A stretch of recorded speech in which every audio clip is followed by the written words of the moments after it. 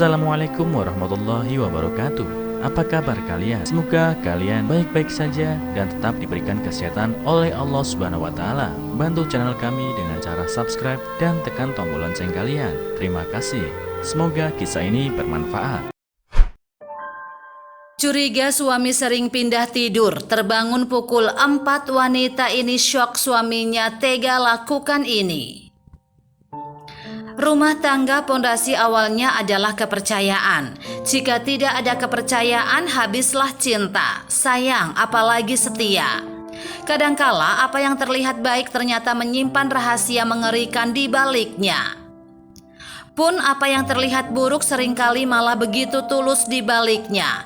Namun kisah berikut ini yang dilansir dari The Reporter mengajarkan agar tidak terlalu percaya bahkan dengan saudara sendiri. Seperti yang dialami oleh seorang istri di Malaysia ini. Dia tak menyangka suaminya tega mengkhianatinya. Si istri awalnya kenal dengan suaminya dari Facebook. Setelah berteman selama 7 bulan di dunia maya, akhirnya mereka menikah. Berikut kisahnya. Selama 3 tahun menikah, kami dikaruniai seorang anak perempuan. Oh ya, saya ingin cerita tentang ibu mertua yang menikah dengan seorang duda 5 anak tahun lalu.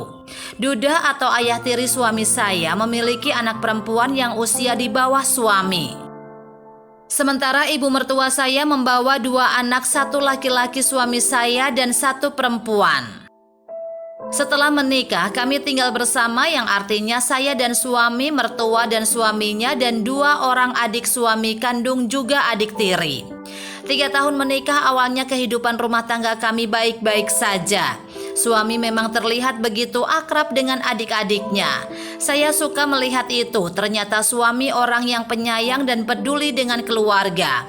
Hingga akhirnya kini saya merasa ada yang aneh dengan sikap suami. Dia seringkali pulang kerja malam hari sekitar pukul 10 hingga 11 malam. Tapi setiap kali pulang malam, suami tidak berani membuka kamar dan memilih tidur di sofa. Sebagai istri saya merasa tak enak hati, tapi saya juga bangga rupanya suami saya benar-benar mencintai saya dengan tak mau mengganggu tidur.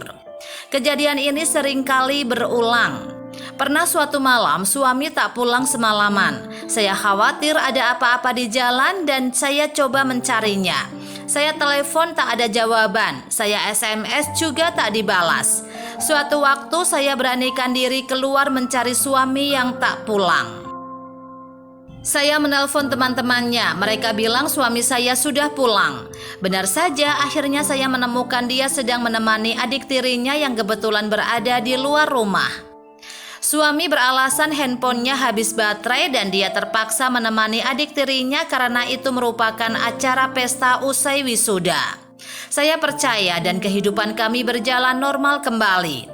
Tapi suatu waktu pukul 4 dini hari saya terbangun dan saya lihat suami saya tak ada di tempat tidur.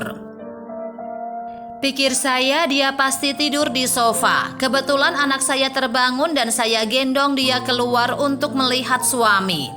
Tapi tak disangka di sofa tak ada suami. Saya lihat garasi ada mobilnya terparkir. Saya coba menelpon handphonenya dan ada suara sayup-sayup terdengar dari dalam kamar. Dan kamar itu adalah kamar adik tiri suami saya. Mau pecah kepala saya. Saya kembali keluar dan kebetulan ibu mertua saya bangun dan mencoba membantu. Saya masuk rumah itu dan melihat sepatu dia dan kamar dalam keadaan terkunci. Setelah diketuk pintu kamar tapi tak ada yang menjawab, tapi ada suara kipas angin. Tak lama kemudian terdengar ada orang terjun dari balkon, tapi pintu kamar masih tertutup. Ibu mertua datang dan kami sama-sama menendang pintu kamar tersebut. Saya sangat terkejut sebab adik tiri suami saya berada dalam kamar itu. Waktu menendang pintu kamar, ibu mertua memanggil nama adik tirinya sebab dia sendiri curiga putranya ada hubungan dengan putri suaminya itu. Selama ini rupanya adik ipar saya tahu suami saya selingkuh dengan saudara tirinya, tapi dia tidak pernah bicara karena takut merusak hubungan.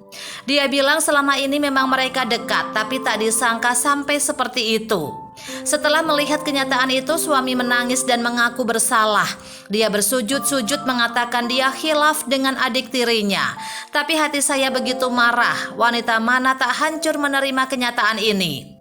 Suami tidur hanya beda kamar dan tidur dengan adik tiri sendiri. Sementara saya tidur sendirian menunggunya pulang kerja. Adik tiri saya pun ikut menangis dan meminta ampun. Ibu mertua ikut marah dan saya langsung meminta cerai dari suami. Bahkan karena itu suami diminta pergi dari rumah dari ibunya yang juga merasa kecewa. Keluarganya pun juga langsung tak mau tahu. Saya pergi dan mengatakan jangan menyesal suatu hari nanti anak tak mengenalmu lagi. Sekarang kamu senang-senang, tak apa-apa, Allah Maha Adil. Untuk para pembaca, terima kasih mengizinkan saya berbagi kisah ini. Sekarang saya merasa lebih tentram. Saya sudah semakin kuat. Alhamdulillah.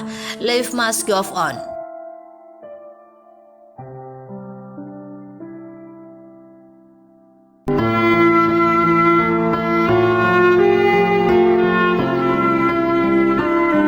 Assalamualaikum warahmatullahi wabarakatuh. Apa kabar kalian? Semoga kalian baik-baik saja dan tetap diberikan kesehatan oleh Allah Subhanahu wa taala. Bantu channel kami dengan cara subscribe dan tekan tombol lonceng kalian. Terima kasih. Semoga kisah ini bermanfaat.